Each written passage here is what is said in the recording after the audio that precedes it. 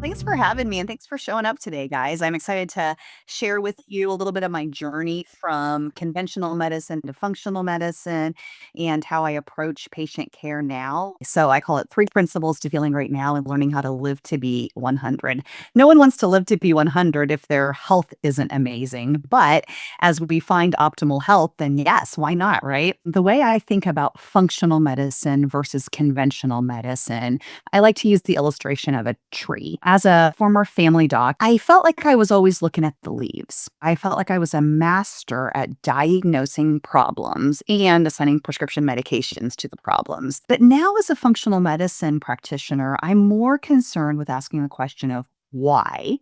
Why are these symptoms happening instead of what the problem is? And it makes sense that if we identify the root cause of the illness and we get the roots healthy, then the leaves too will be healthy. And so that's the whole kind of approach that I take when I'm working with patients and thinking about things. Who will benefit from this presentation? I pretty much work with two groups of patients. My practice is called Best Life Functional Medicine. And so most of my patients are patients who are wanting to live their best life. Like they are often told that they're pretty healthy from conventional medicine standards, but yet they're kind of like, isn't there more I can be doing for my health to prevent chronic disease and to feel better than I'm feeling?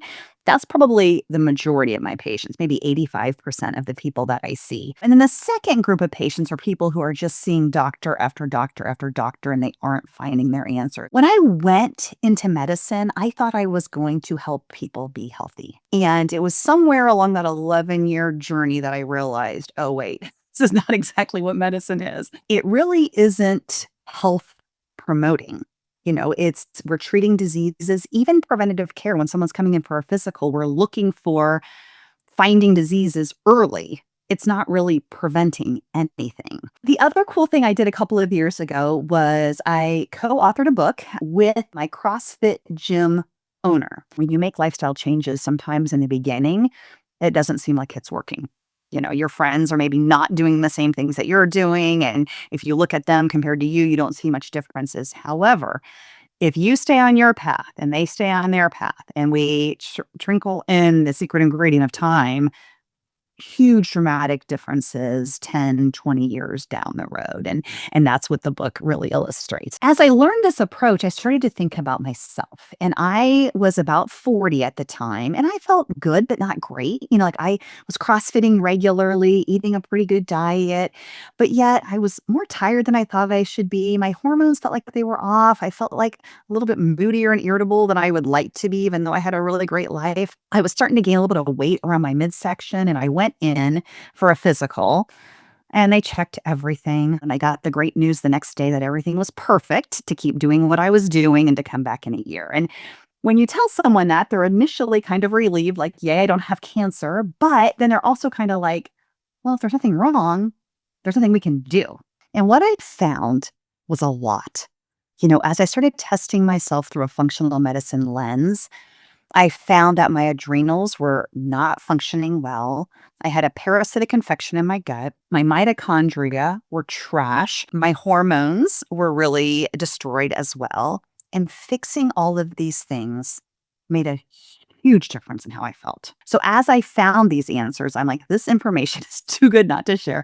I have to tell people what I'm finding and that there actually are answers and I can help them. Exercise is important and I want all my patients exercising, but at the same time, getting up at 4:30 in the morning to get to a boot camp when you haven't gotten to bed before 11 o'clock at night, day in and day out is probably not going to be good for you. You got to find that balance somewhere. My younger daughter, who's now 16, she had Hashimoto's thyroiditis and she no longer has it. We reversed it through functional medicine care. But there isn't one like, boom, you sign up day one, we're taking all your carbs away, no more alcohol, you're hitting the CrossFit gym 5 days a week. No, we slowly and gradually get them on board with lifestyle. My diet is not perfect. It's good and I make a lot of good choices, but I still like some junk food now and then. And so I don't expect my patients to do any better than I'm doing. We're doing this all naturally by getting to the root cause.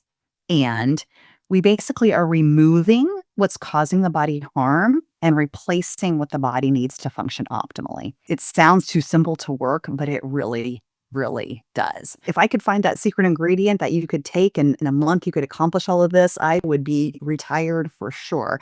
It doesn't exist. You don't need to be perfect, but if you take 20 steps forward, you're 20 steps forward. But if you take 5 steps forward and 1 step back, you're still 4 steps forward. And the next day you can take another 4 or 5 steps forward and then 1 or 2 back, and you're still moving in the right direction. And that's a sustainable way. We remove stress. So we learn how to manage stress better, but we replace hormone precursors that the body needs to reset this hypothalamic pituitary adrenal axis, which helps to fix adrenal fatigue. Not just take these supplements for the rest of your life, but actually fix it. This is where some of these patients stay on for a long time because people ask me, how long should I take hormones? And my answer is however long you want to feel your best and protect yourself from future diseases. Everybody here, I'm sure, knows what the adrenal glands are. They're 2 glands that sit on top of the kidneys. They produce hormones in response to stress, cortisol, but then they also produce DHEA, which is a precursor to the sex hormones. You need to let the body know it's not in danger. Okay. And when we're running, overachievers, high achievers, these people are at risk for this. They really, really are. When your cortisol is low and you go to CrossFit, it actually boosts your cortisol for a little bit. Like for a few hours, you get that like endorphin high of like, oh my God. And they're looking for that. And so when you tell them like, hey, you got to back off, they don't want to because that's how they've sort of been surviving. But once they heal it, then it's such a much better place to be. But it can be really hard to convince people that they need to slow down a little bit sometimes. I have this uncanny way of taking something fun and making it not fun. Because it's like, okay, I ran a 5K. That was good. Okay, how about a 10K? Okay, but how about a half marathon? Now, how about a marathon? Now, how about a marathon faster than the last marathon?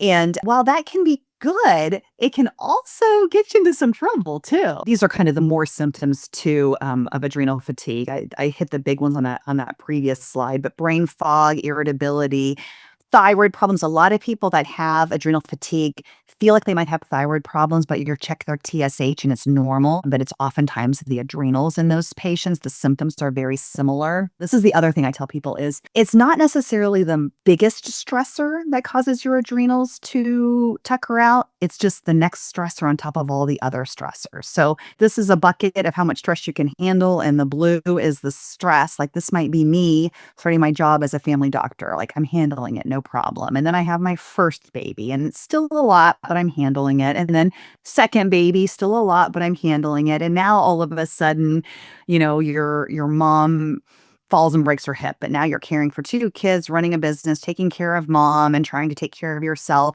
So sometimes it's the thing that topples it over isn't the biggest problem you've ever had. It's just one more thing on top of all the other things. As a Goldilocks hormone, all hormones really are. Too high is not good. Too low is not good. You want it just right. Because if your cortisol is too high or too low, you don't feel good. This is what's happening when people have adrenal fatigue to their hormones. This is called the cortisol steal or the pregnenolone steal. It's like our body has a very strong biological desire to survive and reproduce. However, if we have to pick one, then we're going to pick survive because we can't reproduce if we're not alive. And so that's exactly what's happening here. When this shift happens is it's like, yep, too much stress. I can't do it all. So we're going to just put all of our eggs in one basket and focus on survival. And this is something that I really didn't believe existed. And I have tested this hundreds and hundreds, maybe 1,000 times now. We work on the 5 modifiable lifestyle factors, something to let your body know it's not in danger. I love this.